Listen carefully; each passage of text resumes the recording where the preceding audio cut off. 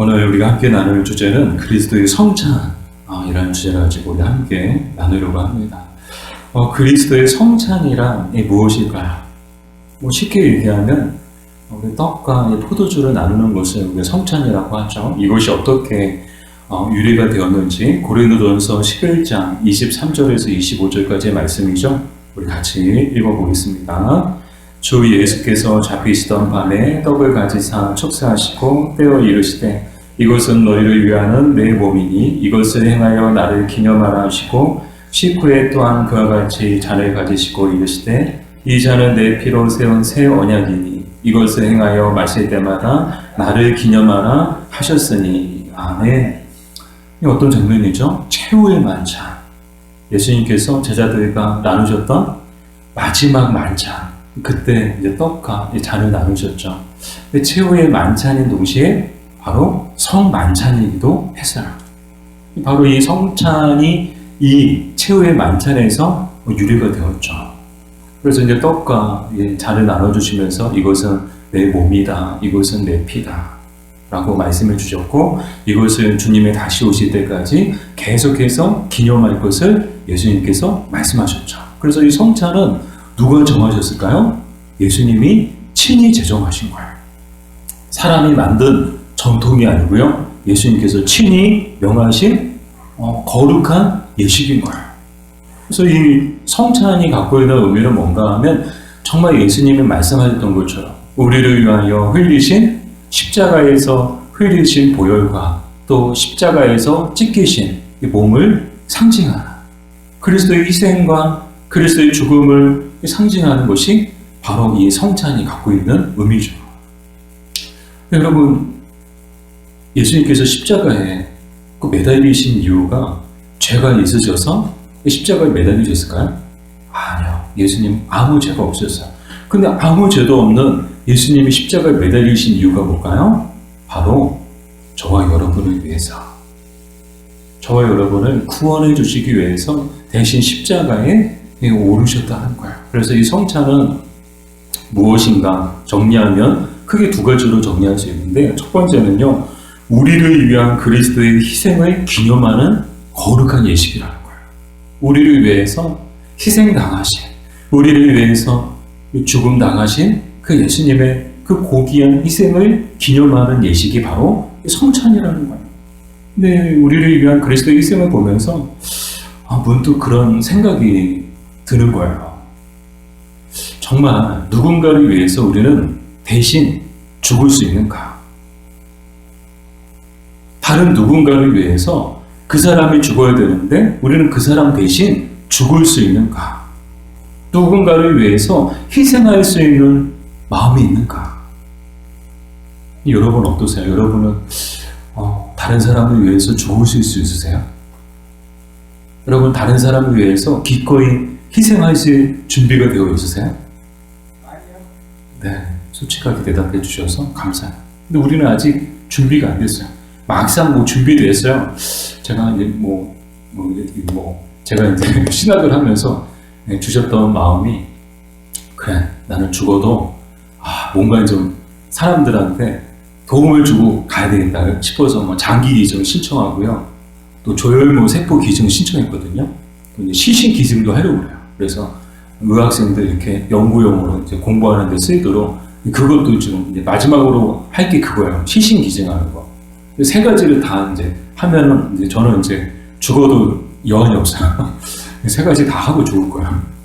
장기 기증 신청했고, 조혈모 세포라고 이렇게 척추에서 이제 세포를 뽑아서 이렇게 하는 건데요. 그거랑 또 이제 시신 기증. 뭔가 이제 도움을 드리고 싶은데, 근데 사람이 참 그렇죠. 막상 그런 순간이 왔을 때, 아직까지 이제 저한테 들어온 건 없어요. 조혈모 세포 이렇게 신청을 했지만, 기증한다고 신청을 했지만, 아직까지 연락 온 건 없거든요. 근데 한편으로는, 겁도 좀 생기는 거예요. 보통 한 2, 3일 정도 입원은 해야 된대요. 입원해서 이제 축출하고, 이렇게 또 회복되는데, 보통 한 2, 3일 정도 시간이 걸린다는 거예요. 그럼 생업이 있지만, 그 생업을 다 내려놓고 병원에 입원을 해야 되는 거예요. 근데 그걸 입원하는 거야 둘째치고, 뭔가 이제 몸에서, 뼈에서 축출을 해서 한다는데, 괜찮을까? 후유증이 있는 것 아닌가? 뭐 그런 인간적인 염려와 생각들이 막 생기는 거예요. 그래서 정말 막상 그런 순간이 왔을 때 기꺼이 기다렸다는 듯이 정말 누군가를 위해 우리는 희생할 수 있을까? 그것은 아마 우리가 다른 누구보다도 우리 자신이 너무나도 잘할 것 같아요. 근데 예수님을 생각해 보세요. 조혈모 세포 기증하는 게 아니었어요. 뭐였어요? 대신 죽어야 되는 자리였어요. 그럼에도 불구하고 예수님은 기꺼이 조금의 망설임도 없이 기꺼이 우리를 위해서 자신의 단 한 번 또 단 하나뿐인 생명을 우리에게 내어주신 줄 믿습니다. 기꺼이 희생하신 거예요. 그래서 오늘 우리가 정말 예수님처럼 누군가를 위해 희생할 준비가 되어 있는가? 그런 마음이 우리에게 있는가? 더 나아가 정말 우리를 위해서 모든 것을 내어주신 주님을 위해서 우리도 기꺼이 모든 걸 내어드릴 그런 마음의 준비가 되어 있는가? 그런 마음의 자세가 되어 있는가? 여러분 되어 있으세요? 바라기를 되어 있으시기를 바랍니다.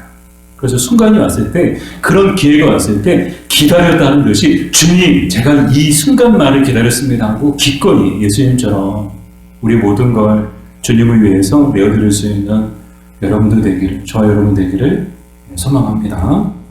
자, 두 번째 성찬은 어떤 의미를 갖고 있는가 하면 우리를 향하신 하나님의 사랑을 기억하게 하는 거룩한 예식이라는 거예요. 예수님만 희생하신 게 아니죠. 하나님의 그 보이지 않는 그런 사랑이 있었기 때문에 예수님의 그 희생이 있었던 것이죠. 이 하나님은 어떤 희생을 치르셨을까요? 하나님이 우리를 사랑하셔서 당신의 단 하나뿐인 아들을 내어주신 것. 오늘도 어떤 집사님하고 이야기를 나누면서 정말 하나님의 사랑은 놀랍다고. 우리를 얼만큼 사랑하시나.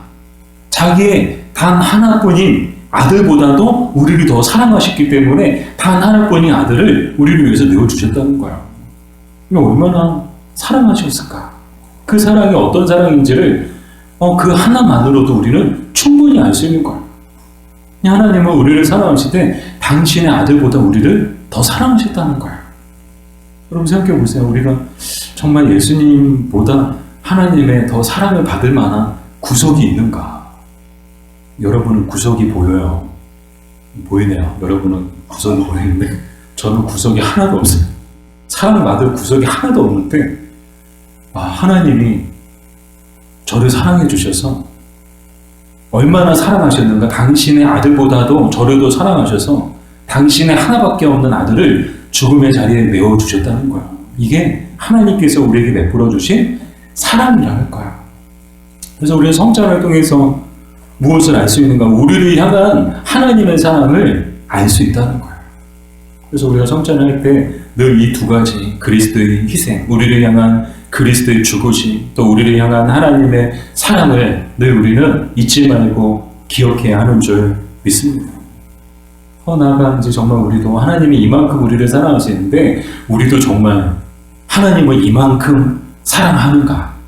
또 여러분들에게 또 질문 드리고 싶어요. 하나님은 하나님의 아들보다, 단 하나뿐인 아들보다 우리를 더 사랑하셨는데 우리는 그렇게 하나님을 사랑하고 있는가? 똑같이 하나님을 사랑하고 있는가? 하나님보다 내 자식을 더 사랑하고 또 하나님보다 내 자신을 더 사랑하고 하나님보다 세상을, 물질을 더 사랑하고 있지는 않은가? 이 바라기는 하나님이 우리를 사랑하셨던 것처럼 똑같은 사랑으로 우리도 하나님을 사랑하게 되기를 간절히 소망합니다. 자, 두 번째, 그리스도의 성찬이 주는 유익은 무엇인가요? 크게 세 가지 유익이 있는데요. 첫 번째, 요한복음 6장 51절 말씀 같이 읽을게요. 나는 하늘에서 내려온 살아있는 떡이니 사람이 이 떡을 먹으면 영생하리라. 내가 줄 떡은 곧 세상의 생명을 위한 내 살이니라. 아멘. 그리스도의 성찬이 우리에게 주는 첫 번째 유익은 무엇인가 하면 우리에게 영생을 보증해 준다는 거야. 우리는 그리스도의 믿음으로 이미 영생을 받았죠. 어떤 사람들이 영생을 받을까요? 믿는 자들이. 누구를요? 그리스도를 믿는 자들이 영생을 얻게 되죠. 구원을 받게 되죠. 아무나 다 구원받고 싶다고 구원받고 아무나 다 영생을 받고 싶다고 영생을 받는 게 아닌 거야. 오직 믿는 자들만, 오직 구원받은 자들만. 근데 이 성찬은 이 구원받은 자들에게 그들이 받은 그 영생을 보증해주는 유익이 있다는 거야. 그래서 우리가 그 성찬을 나눔을 통해서 우리는 구원받은 자들이고 또 우리는 영생을 약속받은 자들이고 그것을 우리는 그 성찬에 참여함을 통해서 알게 된다는 거죠. 이 두 번째 유익은 무엇인가 하면 우리가 이 세상을 살아가는 동안에 필요한 능력과 양식을 공급해 준다는 거예요. 근데 그 힌트가 요한복음 6장 51절 그 하반절에 나오죠. 내가 줄 떡은 곧 세상의 생명을 위한 내 살이니라. 이 말이 무슨 말씀이에요? 성찬이 갖고 있는 유익이 두 번째 유익이 뭔가 하면 이 세상을 살아가는 동안에 우리에게 필요한 힘과 능력과 그런 영적인 양식을 공급해 주는 게 바로 성찬이라는 거예요. 정리해서 말씀을 드리면 성찬을 통해서 우리는 뭘 얻게 되는 거예요? 영적인 양식을 얻게 되는 거예요. 이 세상을 살아갈 힘과 능력을 얻게 되는 거예요. 요한복음 6장 55절 말씀이죠. 우리 같이 읽어볼게요. 내 살은 참된 양식이요 내 피는 참된 음료로다. 아멘. 이 참되다라는 이 말씀의 뜻이 진정한이라는 뜻을 갖고 있어요. 그러니까 예수님만이 진정한 양식이라는 거예요. 예수님만이 진정한 음료라는 거예요. 이 말은 무슨 말인가 하면 육신의 양식과 육신의 음료를 말하는 게 아니고 영적 양식과 영적 음료를 말하는 거예요. 오늘 유인물에도 나왔지만 존 칼빈이 이런 말을 했거든요. 그리스도는 우리 영혼의 유일한 양식이다. 우리 영혼의 유일한 양식이 뭐라고요? 예수 그리스도시다라는 거예요. 이 성찬은 뭘 먹는 거예요? 예수님을 먹는 거예요. 예수님을 먹음을 통해서 예수님의 살과 예수님의 피를 먹음을 통해서 우리 영혼이 영적 양식을 공급받는 거예요. 여기서 끝나지 않아요. 영적 양식을 공급받을 뿐만 아니라 우리가 이 세상을 살아가는 동안에 정말 필요한 힘과 능력을 공급받게 되죠. 사람은 하나님이 만드실 때 단지 육적인 존재로만 만들지 않으시고 영혼과 육체를 이 두 가지를 가진 존재로 하나님이 만드셨어요. 그래서 사람에게는 육체도 있지만 영혼도 함께 있는 거예요. 우리가 이 땅을 사는 날 동안에는 이 영혼과 육체는 결코 분리되지 않아요. 몸 따로 영혼 따로. 아니에요. 몸과 영혼은 항상 같이 붙어 있어요. 이 붙어 있던 것이 언제 떨어지는가 하면 육체적 죽음을 맞이함을 통해서 영혼과 육체가 분리되죠. 잠시 동안 분리됐다가 예수님이 재림하실 때 다시 또 만나게 돼요. 이게 우리가 영생을 누리게 될 때의 모습이죠. 그래서 육체와 영혼이 다시 만나서 영원한 생명을, 영원한 영생을 우리가 누리게 되는데요. 제가 뭘 말씀드리고 싶어 하는가 하면 사람은 먹어야 돼요. 안 먹으면 죽어요. 밥은 꼭 먹어야 돼요. 안 먹으면요 우리 육체가 죽어요. 우리 몸이 죽어요. 잘 먹으면요 건강하고요. 잘 안 먹으면요 몸이 병들어요. 면역력이 약해져요. 정말 잘 먹어야 되거든요. 마찬가지입니다. 우리 영혼도 먹어야 돼요. 영혼도 먹어야 건강하고요. 영혼도 먹어야 살 수 있는 거예요. 영적 양식을 먹어야 되는 거예요. 영의 양식을 먹어야 되는 거예요. 근데 먹지 않으면요 우리 영혼은요 병들어요. 또 죽게 되어 있어요. 잠언을 나누면서 새벽에 말씀드렸던 내용인데 이 잠언의 그 가르침이 뭔가 하면 게으른 자는 반드시 빈궁한 삶을 살게 된다는 거예요. 거기서 영적 깨달음이 무엇이었는가 하면 영적 게으름은 영적 빈곤을 낳는다라는 그런 깨달음이었거든요. 우리 따라해볼까요? 영적 게으름은 영적 빈곤을 낳는다. 영적으로 게으르면 영적으로 빈곤한 삶을 살 수밖에 없는 거예요. 바꿔 생각하면 영적으로 부지런하면요 영적으로 강건하고 풍성한 삶을 살게 되는 거예요. 근데 이 영적 게으름은 어떤 것인가 하면 기도하지 않고 말씀 보지 않고 그냥 하나님 없이 살아가는 거. 이게 영적 게으름이거든요. 그런 삶을 살아가면 반드시 영적으로 정말 빈곤한 삶을 살 수밖에 없는 거예요. 그러나 정말 말씀 보고 기도의 삶에 정말 열심을 낼 때는 영적으로 풍성한 삶을 살게 되는 거죠. 여러분 한번 테스트 한번 해보세요. 기도하고 하루를 시작해보세요. 또 하루 중에 또 시간을 내서 기도해 보세요. 말씀을 보세요. 그것이 영적으로 우리를 풍성한 삶을 살게 해주는 거예요. 영적 양식이 되는 거죠. 그래서 우리 영혼이 강건해지고요. 우리 영혼이 살게 되는 거예요. 여기 성찬이 갖고 있는 두 번째 유익이 바로 이제 그런 유익이고, 세 번째 유익은 무엇인가 하면 우리 요한복음 6장 56절 말씀이죠. 같이 보겠습니다. 내 살을 먹고 내 피를 마시는 자는 내 안에 거하고 나도 그의 안에 거하나니. 아멘. 자, 세 번째 유익은 무엇인가 하면 그리스도의 연합을 더욱 깊이 느끼게 해준다는 거예요. 성찬에는 특별한 은혜가 있거든요. 하나님이 은혜를 주시는 세 가지 방편이 있거든요. 우리 장로교 이 정통 교리에서 말하는 그 은혜의 방편들 중에는 바로 뭐가 있는가 하면 성찬이 있어요. 하나님은 성찬을 통해서 우리에게 은혜를 주세요. 또한 말씀을 통해서 우리에게 은혜를 주세요. 또 기도를 통해서 우리에게 은혜를 주시는 거예요. 그래서 우리가 은혜 받고 싶어요. 그러면요, 말씀과 기도와 성찬을 통해서 우리는 은혜를 받을 수 있는 거예요. 근데 성찬이 왜 은혜인가 하면 이 성찬을 통해서 우리는 그리스도와 더 깊은 영적인 그런 연합을 이루게 되고 그 영적인 사귐과 교제를 나누게 되기 때문에 그것이 성찬이 우리에게 유익이 되는 거죠. 오늘 읽었던 우리가 요한복음 6장 56절 말씀도 바로 그 이야기를 하고 있죠. 내 살을 먹고 내 피를 마시는 자는 내 안에 거하고 나도 그의 안에 거하나니. 아멘. 정말 이 그리스도와 연합되어지게 되면 우리는 이 광야 같은 세상 속에서도 또 칠흑처럼 어두운 이 세상 가운데서도 정말 담대하게 이 세상을 살아갈 수 있는 줄 믿습니다. 이게 얼마나 큰 위로가 되겠어요. 주님이 우리 안에 거하신다는 것, 내가 주님 안에 거한다는 것, 이것은 정말 우리 믿는 자들에게 또 하나님이 구원받은 자들에게 주신 큰 위로이자 또 큰 은혜인 줄 믿습니다. 자, 이렇게 성찬에는 세 가지 유익이 있다는 것이고요. 세 번째로 살펴볼 것은 불신자는 성찬에 참여할 수 없나요?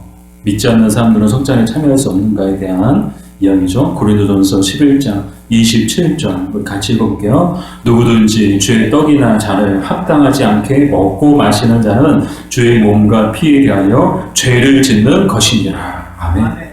우리 성찬할 때마다 제가 앞에서 이렇게 읽어드리는 말씀이기도 해요. 근데 합당하지 않게 먹고 마신다는 것이 무슨 의미인가 하면 성찬의 의미를 깨닫지 못한 채 그냥 이 성찬을 왜 하는지도 모르고 성찬에 참여하는 거, 그걸 말해요. 그건 합당하지 않다는 거예요. 사실 이제 이 마음속에는 우리 세례 안 받으신 분들도 다 그냥 성찬에 참여했으면 좋겠다. 다 성찬했으면 좋겠다. 근데 왜 굳이 세례 받은 사람들만 성찬에 참여할 수 있지? 근데 그 이유가 여기에 있는 거야.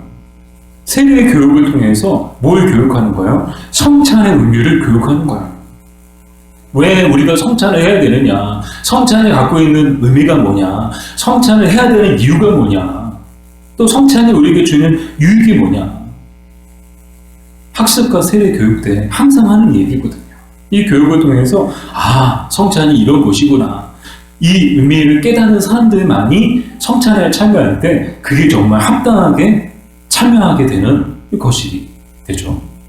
또 합당하지 않게 먹고 마신다는 것은 자기를 살피지 않고 먹고 마시는 것을 이야기해요. 그건 합당하지 않다는 거예요. 막 죄 가운데 살아가요. 여전히 죄악된 마음이 우리 안에 남아있고요. 죄가 회개하지 않은 죄가 있고요.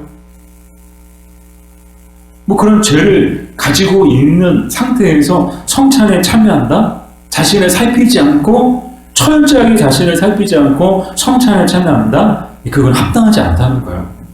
그래서 정말 엄밀하게 얘기하면 정말 성찬의 의미를 깨달은 사람들, 그리고 철저히 자기 자신을 살피는 사람들만이, 그래서 하나님 앞에 회개할 것이 있다면 정말 철저하게 하나님 앞에 회개한 사람들만이 성찬에 참여하는 것이 옳다는 거예요. 하나님이 그렇게 정하셨다는 거예요. 이게 합당하게 먹고 마시는 거다라고 말씀하시죠. 그래서 이제 불신자는 성찬에 참여할 수 없는가? 생각해보면 당연히 참여할 수 없죠. 왜요? 불신자는 성찬의 의미를 모르거든요. 근데 이 불신자들만 해당되는 것이 아니고 앞에서도 말씀드렸던 것처럼 신자들에게도 예외는 아니라는 거예요. 꼭 불신자들만 안 되느냐, 세례 받지 않은 사람들은 안 되느냐. 아니요, 세례 받은 사람이라도 성찬의 의미를 깨닫지 못하고 철저하게 자신을 살피지 않고 먹고 마신다면 그거는 자기의 죄를 먹고 마시는 것과 똑같다는 거죠. 그래서 이제 성찬을 할 때 항상 하는 것이 먼저 회개하는 거예요. 하나님 앞에 자기를 철저하게 살피고, 한 주 전에 광고를 하는 이유도 뭐예요? 한 주 동안 열심히 자기를 살피고, 또 살피고, 또 살펴서 회개할 것이 있으면 회개하고, 그리고 성찬에 참여하시라는 그런 의미인 거예요. 근데 이제 어떤 분들을 보면, 마음속에 이 죄가 있는 그 상태에서 도저히 하나님 앞에 그 죄에 대한 문제가 해결되지 않은 분들이 계시더라고요. 그래서 성찬을 거부하는 분들도 계세요. 충분히 성찬을 받으실 수 있는데 스스로 거부하는 거야, 삼가하는 거야. 물론 그것도 나쁘진 않다고 생각해요. 그러나 제가 권장하고 권면해 드리고 싶은 가장 이상적이고 가장 바람직한 모습이 있다면 그것은 우리가 성찬에 참여하기 전에 정말 철저하게 성찬의 의미가 뭔지 깨닫고 철저하게 자기 자신을 살피고 하나님 앞에 회개할 것이 있으면 회개하고, 그리고 할 수만 있다면 모두가 다 성찬에 참여하는 것이 가장 좋다고 저는 생각합니다. 자, 이렇게 불신자는 성찬에 참여할 수 있다 없다? 없다는 거야.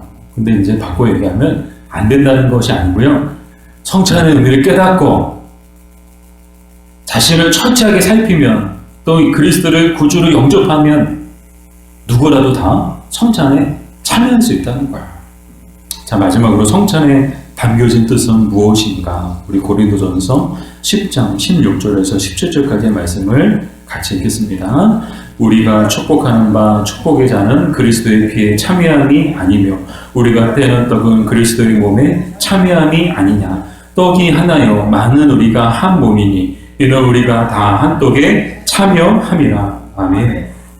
성찬은 그리스도와의 연합을 뜻한다고 말씀을 들었어요. 그러나 그리스도와의 연합만 뜻하는 것이 아니고 이 성찬은 성도 간의 연합을 뜻하기도 해요.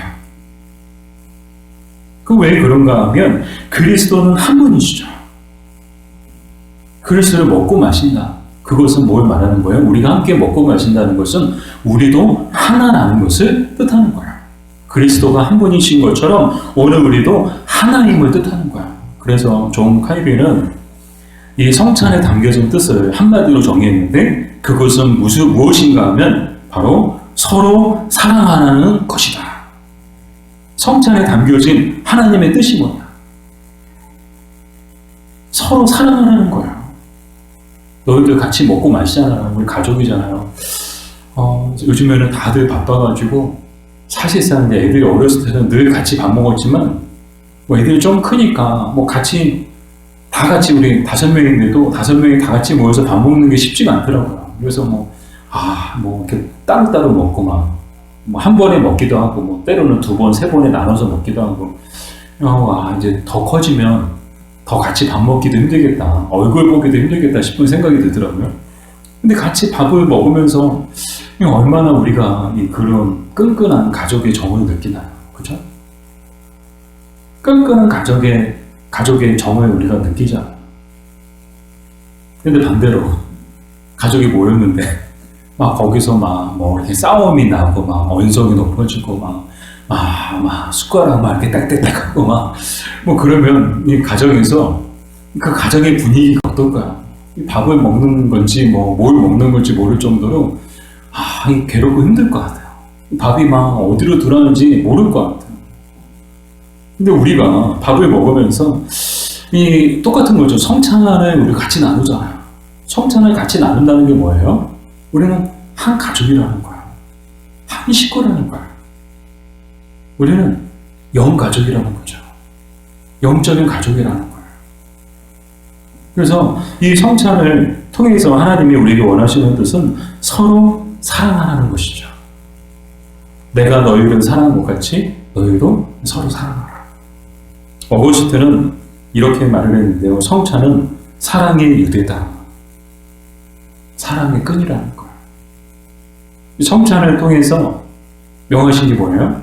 우리가 한 가족임을, 우리가 한 몸임을, 한 지체임을 깨닫고 서로 사랑하기를 힘쓰라는 그런 하나님의 뜻이 이 성찬에 담겨져 있다는 거예요. 근데 왜 이런 말씀을 또 하는가 하면 이 고린도 교회가 가지고 있는 특수한 상황이 있었거든요. 이 고린도 교회 문제 중에 하나가 뭔가 하면 바로 성찬에 대한 문제가 있었어요.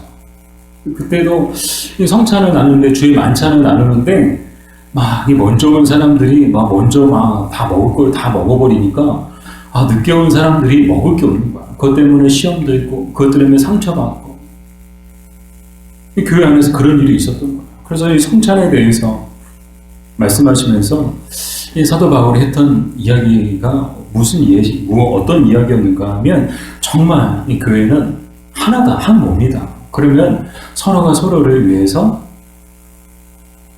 배려하고 또 위해주고 또 기다려줄 수 있고 그런 모습이 교회 안에 있어야 되지 않겠냐. 그 이야기를 했던 거예요. 사랑하는 여러분, 우리가 성찬을 같이 나눈다는 게 뭐예요? 우리는 한 가족이라는 거예요. 한 몸이라는 거예요. 또 성찬을 나눔을 통해서 우리가 더욱더 서로가 서로를 사랑해야 된다는 것이죠. 여러분, 정말 여러분은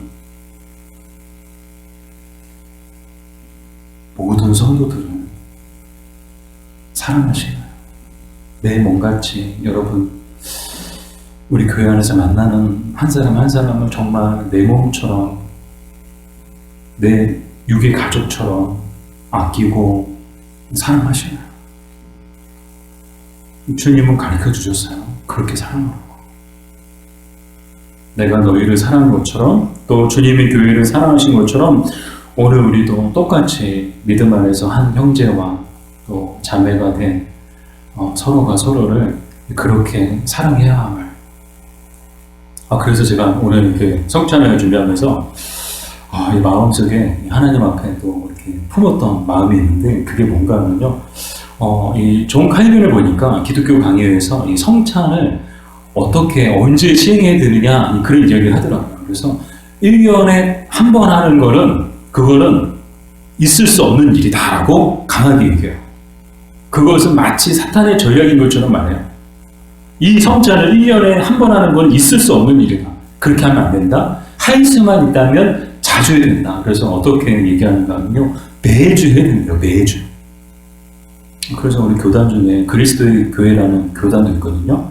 하나님의 교회는 2단인데 그리스도의 교회는 2단이 아니에요. 그래서 그리스도의 교회가 많지는 않지만 그리스도의 교회라는 교회가 있어요. 그것도 정통 교단이에요. 건강한 교단이에요. 근데 그 그리스도의 교회는 매주 성찬을 해요. 매주. 그래서 우리가 여러분 긴장하지 마세요. 매주 한다는 건 아니고요. 한 달에 한 번씩 하자. 우리 온 가족 예배 드릴 때 그때 우리 한 달에 한 번씩 성찬을 했으면 좋겠다. 존 칼빈의 권면을 따라서 기독교 강요에 나오는 대로 그 권면을 따라서 매주는 좀 힘들 것 같고 매주를 하다 보면 또 형식적으로 될 것 같고 그래서 한 달에 한 번씩 하면 참 좋겠다. 온 가족 다 모였을 때 같이 또 성찬에 참여함을 통해서 하나님께서 우리에게 주신 또 그 영적인 그런 은혜를 또 같이 나눴으면 좋겠다. 그런 마음을 품게 되었습니다. 근데 성찬을 하는 이유가 뭘까요?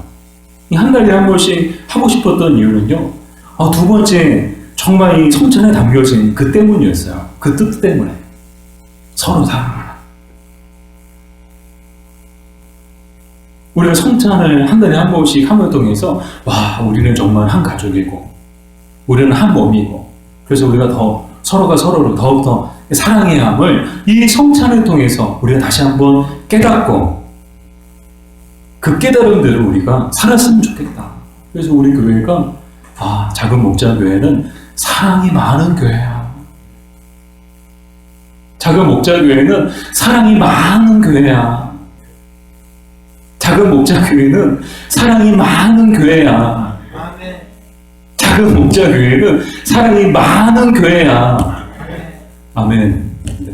그런 교회로 소문나는 교회가 되었으면 좋겠어요. 그 성찬을 통해서라도 다시 한번 도전받고 다시 한번 결단하고 그런 마음을 품고 서로가 서로를 사랑할 때 도저히 사랑할 마음이 없는데 그래도 사랑해야지 마음을 다잡고 그런 마음을 가지고 주님의 마음을 가지고 주님이 우리도 사랑해 주셨는데요. 우리가 사랑 못할 사람이 있을까요? 주님이 우리도 용서해 주셨는데 우리도 용서 못할 사람이 있을까요? 사랑하고 용서하며 살아가는 저와 여러분 되기를 주님의 이름으로 축복합니다.